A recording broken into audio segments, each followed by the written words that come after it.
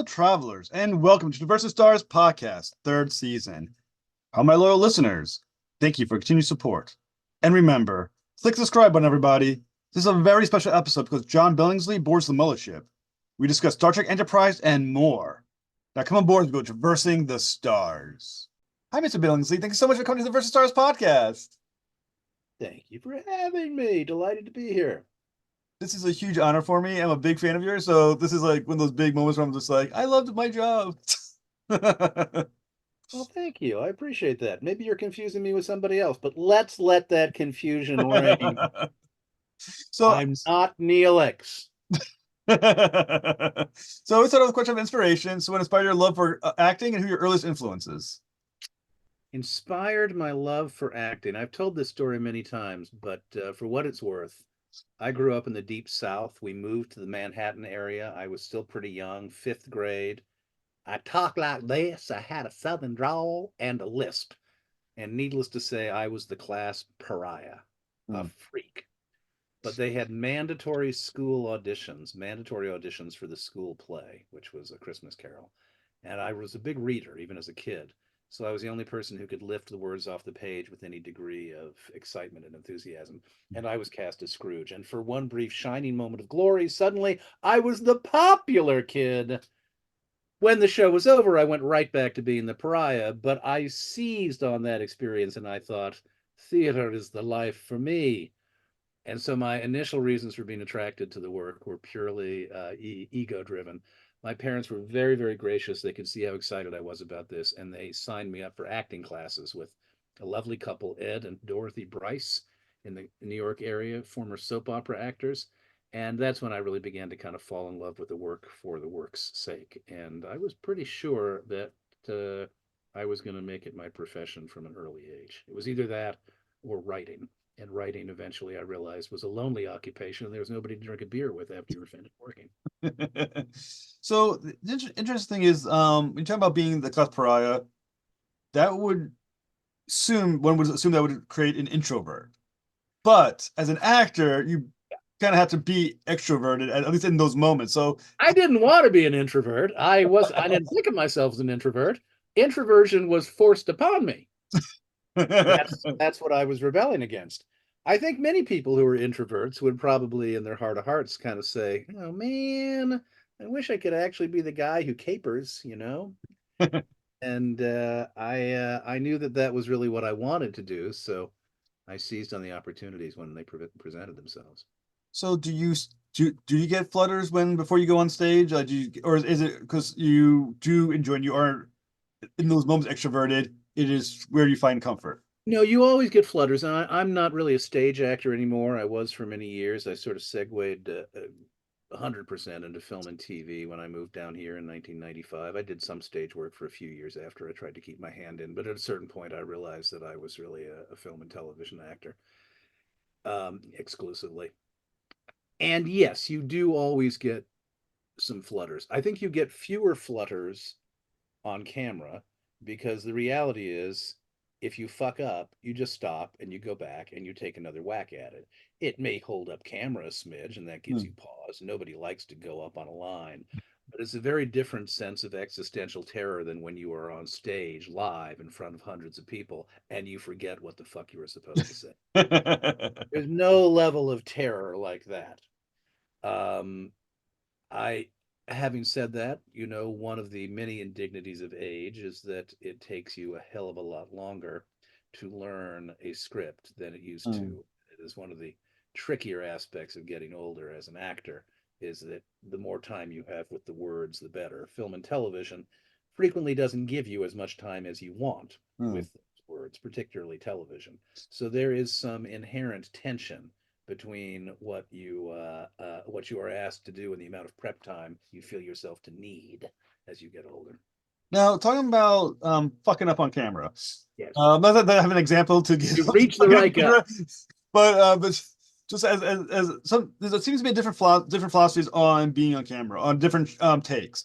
One is you produce each take, try to do each one the best you can. The other one is try different versions for different at each take. What's your philosophy? Well, you're always operating within parameters. And I think there's something to be said for making sure that you are wiping the slate clean in between takes, insofar as the moment to moment work is rooted on what you're getting from your partner. And you don't know what you're going to get. You don't know what minute gradations in terms of behavior or emotional intensity your partner is going to offer. So you have to be very awake to the moment to moment experience. That said, the scene is the scene. And that doesn't change from take to take. The scene requires you to have invested in particular beats. This is the beat when he finds out that his father was actually not his father after all. That's where the stimulus happens. That's where the emotional reaction occurs. That doesn't change from take to take. So there's a certain amount of latitude you have, and that you need to give yourself permission to have, to keep it fresh and real. But really, you're always working within such clear channels that it's not as if you're, going to radically do something that makes the director go, "What the fuck? That's not the scene." And you also have to match, which is the other challenge. As opposed to stage work, when you shoot a master shot, and particularly when the director says, "That's it, that's the master, that's what I want, huzzah," when you're going to go into coverage, you have to have some cognizance of what you were doing physically. If you're eating, you can't, in the close ups, not be eating. So there are certain inherent technical requirements that are different in film and TV that are imposed upon you that you have to be cognizant of. Now, as you say, you're getting dependent, as you're more you get dependent on memorizing lines, is ad-libbing stressful or more fun? It's lovely when you're given permission, but there's a reason why you don't get permission a lot, because if everybody in the show was given permission to ad lib, the thing would become a mess very quickly. I did years ago a table read of a pilot for Ron Howard, a script that I thought was kind of cute. It was basically set in an IRS office, and it was a black comedy. And unfortunately, in my opinion, all of the actors who were asked to do this table read, for a lot of mucky mucks, were people who did a lot of improv. And they all took it upon themselves to improvise and to ad lib. And the thing became a baggy monstrosity. It Hmm. lost its spine.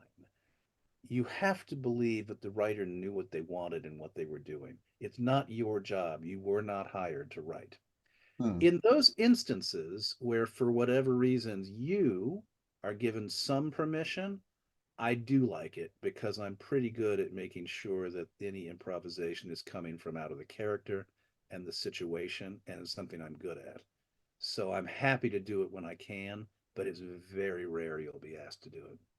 So for something like Star Trek Enterprise, where Never. obviously have been on, I would say Never I in Star Trek. would say with the expense of special effects and all that, how many times can you like retake a scene where until they're like, stop ad-libbing, we can only afford the shot so many times. Well, they make it's very, very clear. Now, the most recent iterations of Star Trek, I'm not familiar with. I mean, I'm familiar Right. with them as a viewer, but I don't know whether or not that producing team has a more relaxed approach to how Stargate was very relaxed. Stargate was almost kind of a baggy comedy in its own right, so they were willing to let you muck around.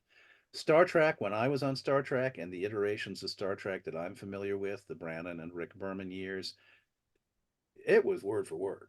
I mean, it was word for word. There was no question about improvisation at all. In fact, they would actually, if you had a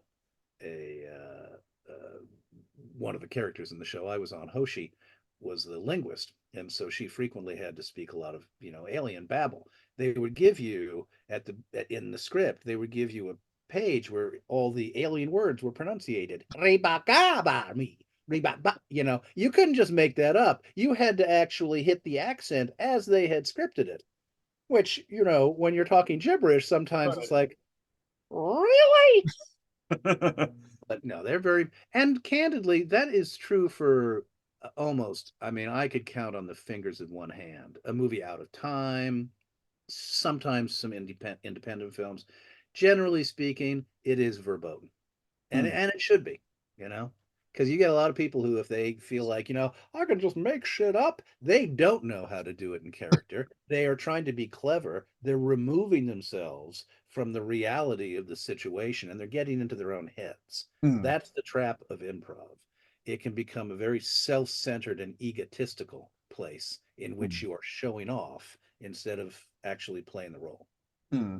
Do you think your philosophy on that is impacted by the fact that you have or had an interest in being a writer and now so you do have that kind of empathy towards the writing of it that maybe non-writers may not Oh, honestly, it's really just years and years and years and years of experience as an actor. I mean, and it doesn't take long. I mean, honestly, early on, if there's any part of you that is inclined to think that, you can be Robin Williams, you will be corrected.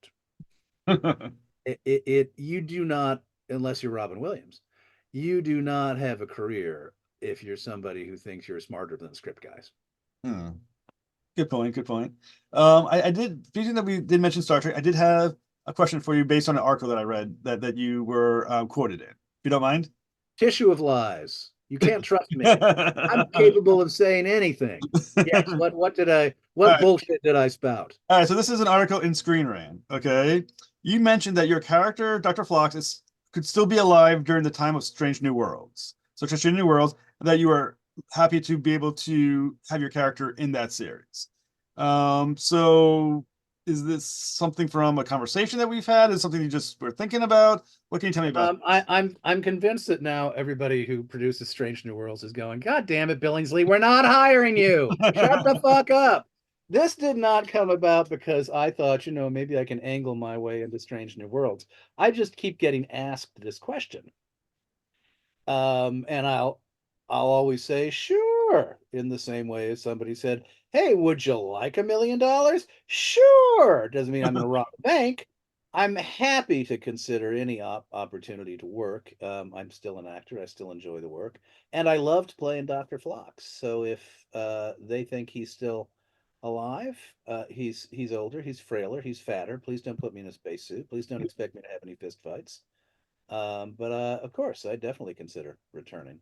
Now, without putting you on the spot, in the same article, because I did read it, it said that you had discussions with the writers about the possibility of Well, in such a casual and ridiculous fashion, and somehow this always gets left out. it. I was on the picket line, and a couple of the people from Strange New Worlds were saying, "Oh, we were in the writing room and we're shooting the shit." And that's really the part that doesn't ever get mentioned. Okay. When you're in the writing room and you're the writers, you're doing all sorts of canoodling. It's like, well, maybe how about heck, well, maybe Phlox is still around. They've got a bajillion ideas. I did not take that to mean that there was like, a serious commitment on the part of the staff of Strange New Worlds. We will move heaven and earth to get Dr. Phlox back. It was just a notion. Did they ask me if I thought that Dr. Phlox was still alive? Oh, I don't know. Sure, why not? Yeah. I mean, it's science fiction. Why not? He could live to be 500 years old if you want him around. Did they ask me whether I'd come back? It's like, sure, absolutely. But did I start going around with a trumpet going, "Oh, John Billingsley is coming back to Strange New Worlds, everybody"? I did not. So like when you read those articles where like actor X stated they would love to be in this franchise, it wasn't one of those situations. It was not. No. I in all candor at the age of 63, I'm happy to work. I'm happy not to work. I love my life. I like to read. I love my wife. I love to travel. I spend a lot of time raising money for charity and helping to work with the Hollywood Food Coalition to grow its capacity to serve people in need. Acting is a wonderful thing that I really enjoy. I'm always happy to do it, but I don't live it, eat it, breathe it, sleep it anymore. And it's I don't worry about whether there's a gig or not. I just don't. So just I just to kind of go on that one for just one more question. Obviously with Star Trek Picard, there's been a whole lot of talk of almost every franchise in Star Trek about returning of characters, returning of the franchise. Is there ever any conversation between you and the cast members about Star Trek Enterprise ever having a Star Trek Picard like thing? The thing and the reality is that in spite of the fact that now that we're on streaming services, there is more affection for Enterprise than there was when it was on originally. I don't think that level of affection has reached such an intensity level and attaches to number of viewers to such an extent that we would ever be brought back. That's above and beyond the fact that Jolene has 3 kids and is largely, I think, retired from acting. Scott Bakula is already doing 1,000 other things. Um, I and Connor's dead, Mm, so I imagine they could always resuscitate him. I could have had kept some DNA of his on the side. We could have cloned Trip. mm. If you're asking whether or not I think there would be interest, I think it would be variable within our cast. I'd be happy to come back. I suspect there are others who might be, but I don't see that ever happening. With a character like Dr. Fox, as you mentioned a little bit about how long he could have been living, do you ever consider where his character really would grow into over those years? Like, do you see him still being a ship doctor? Do you see him doing something else? Or basically, because at the moment you're the only canon we have I for. like to think he's running a bookstore in Wales. Maybe that's what I'd like to be doing. I I don't think about that. No, I gather that actually there are people who have written the Dr. Flock story, so there is at least a version of my story out there. And apparently, I was doing all sorts of exciting shit. I thought I was going to Nice. return. No, I don't know, Dr. Phlox, come on, you've done it all. You've married, you've had kids, you've been an intergalactic space doctor. Why don't you just have a margarita by the pool and read a magazine? Why do you have to be such a smarty pants? I mean, My word, Dr. Phlox. the thing with Dr. Fox, I think it's one of those characters that just is so well liked that it's hard for I think people just to let him be. I'm saying like he's too likable to be retired, I guess in that sense. Well, he is. I mean, all joking aside, he's clearly somebody who approached life with a great sense of elan, Mm, and I always appreciated that about getting the opportunity to play that character. I have played any number of deranged lunatics and sad sacks and losers and etc. in my career. Dr. Phlox was probably of all the characters I have ever played on stage or in film or TV, the one that I was most like mm, in real life. And so people ask me, was it a stretch? It was like on one level, other than having to actually remember how to pronounce words like ventricular and et cetera, it was the easiest acting job I've ever had. mm. I When just I felt an immediate simpatico with him. He I can't profess that same level of intrepidness. I would never have gone out on the Enterprise. It's like, you killing me? I ain't gonna do that. I'm not gonna get into the transporter. I have no desire to go out and try and make friends with mean aliens. No, no. The bravery part is not part of me, but the jollity part and the fundamental kind of life is short, enjoy it part. I was like, hey, I'm with you, Doctor Phlox. Phil Phlox, I like to call him Phil. mm. That's my attempt to get in canon what I know I can never get in canon. Phil Phlox, how you doing, Doctor Phil Phlox? So when you're thinking, once again, you mentioned the success of Enterprise on streaming.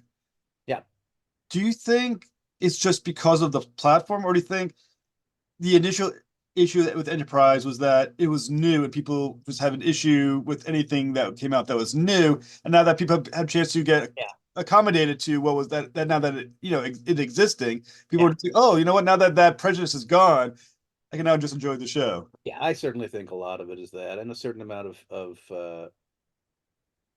I won't just say Star Trek fatigue, but Rick and Brandon, who did wonderful things with this franchise, there was nonetheless possibly a need to transition into the next generation of storytellers. Hmm. After Rick and Brandon had been involved with multiple iterations of Star Trek, 7 Years of Voyager, when Enterprise premiered, I think it's possible that the audience, at least in part, wanted something that felt brand new.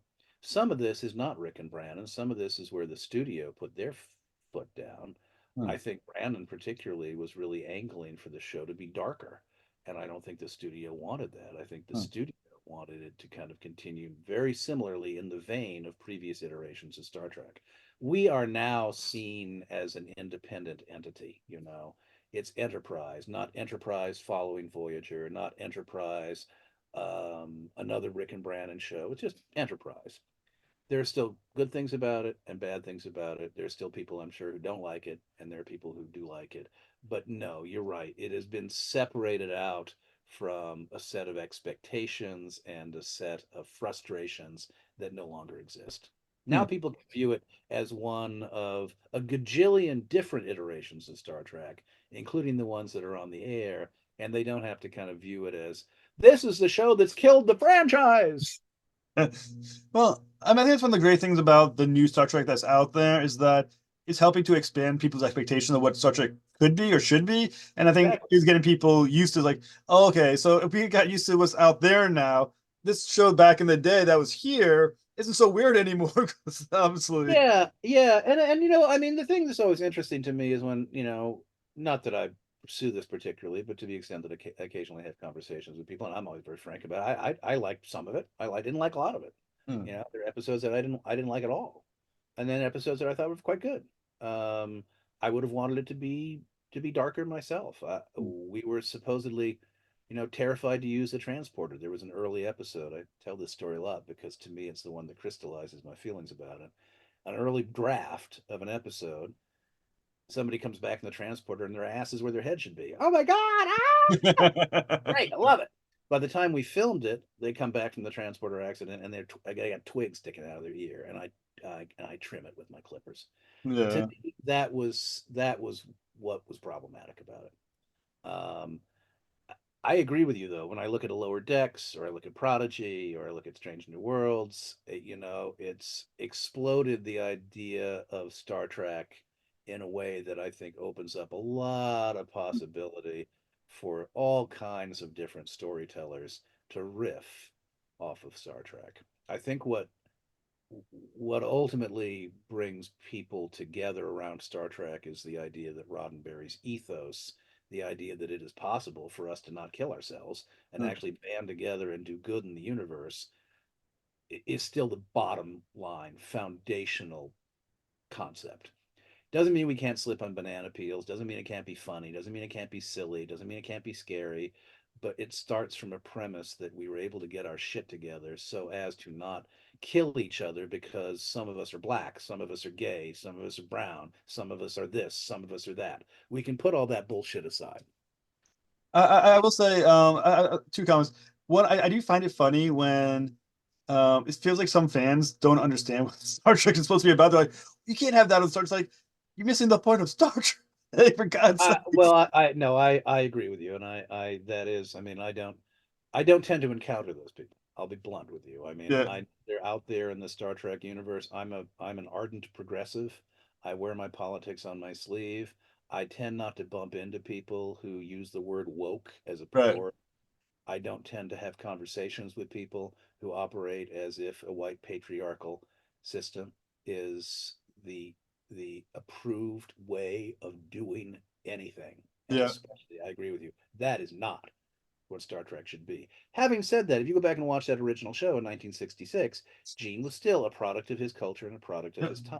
And it was not a particularly, I won't call it misogynistic, but fundamentally, I mean, there was very rarely an episode that wasn't on some level going, "Is Kirk gonna shag that one?" well, I was thinking the very first episode with Pike before Kirk took over was Pike's. When Pike was the captain, he looks at number one, and goes, "I'm still not used to having a woman on my bridge." This was the future. And I was like, "Wow, that's 1966." Yeah, yeah, and you always have to look at the product of the, I mean, this is one of the great and complicated things about all art. I mean, I'm not I and I Star Trek is a wonderful thing, but it's pop culture. Everything from the greatest books in the world, Huckleberry Finn, which is, sometimes Yeah, banned in schools because it uses the N word, because it talks about race from the construct, from the product of a 19th century mind, a brilliant mind, but a yeah, 19th century mind. If you took everything in the world, every bit of cultural creation, and you said, if it doesn't actually reflect the values of today, it's out, you would have nothing. right. So you got to go back and look at what Star Trek was aiming for. It was still a product of its era. It was still, I won't say misogynistic, but it was certainly sexist. And it wanted to make great hay over the fact that look at us. We've got a Russian, and we've got an Asian, and we've got a black woman. Look at us. Aren't we progressive? Its very delight in its own forward thinkingness is also a little bit of what makes you groan sometimes. Right. And that's okay because it was 1966. Right. And going back to the Enterprise a little bit too, I thought the only issue I ever had with Enterprise at all was that because it was supposed to be before the original Star Trek, about first time in space, they seem to have only discovered worlds everyone else had already discovered. But I thought I wonder why they didn't go deeper into more new territories. That I'm not an aficionado probably to the extent that many of the people who I talk to are. So yes, I get that. I think that the the kickoff concept was because we were the first show. It should be hewing more closely to the core relationships. We're still trying to get along with the Vulcans. Klingons, what are they? Yeah. If it had taken us off into, a radical new, well, we've never met these creatures before too much, it would kind of maybe leap ahead of its own. That's where, and rightly or wrongly, you could say that one of the things that was problematic about Enterprise is that maybe it was trying to do two diametrically opposed things. It was wanting to present us with this concept of first ship. Oh my God! But at the same time, first ship does seem to kind of demand, how did you get it off the ground, and what were the politics of it? And you're dealing with the Hmm. Vulcans, and you meet the Klingons. It kind of needs to be close to home. Hmm. It, that might have been one of the inherent problems, you know, which But is why season three, and I have issues with the politics of season three. I thought it was somewhat, jingoistic in certain respects, but at least it did what you're talking about. It kind of said, let's boot them into their own adventure that is not contingent upon all the old mythology. hmm. But like I said, I still think Star Trek Enterprise was a great series.